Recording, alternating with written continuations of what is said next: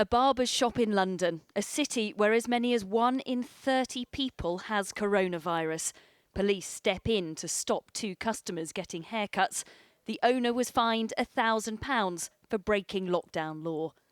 Today, Britain's most senior police officer highlighted a small minority holding house parties, meeting in basements to gamble, or breaking into railway arches for unlicensed raves, and warned fines are increasingly likely.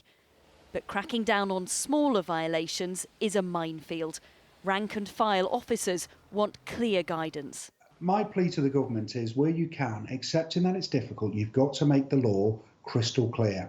You've got to make it prescriptive so that the public understand what's expected of them and my colleagues know what they need to enforce. The Prime Minister provided his own example after it emerged he went on a bike ride 7 miles from home. Downing Street said he was within the rules. In England, you can exercise locally, but there's no set distance. Amidst the confusion, supermarkets are providing some certainty. Morrisons, Sainsbury's, Tesco, Asda and Waitrose will ban shoppers without a face covering unless they have proof of exemption. Most were already doing it here and believe it's a good idea, but not all. I think that we should be entitled to make our own decisions. I don't think we should be told what we can and can't do. I think if people have got an exemption, that's totally legitimate and they can prove that. But I think there's a lot of people who just aren't taking it very seriously. And there are calls for more support.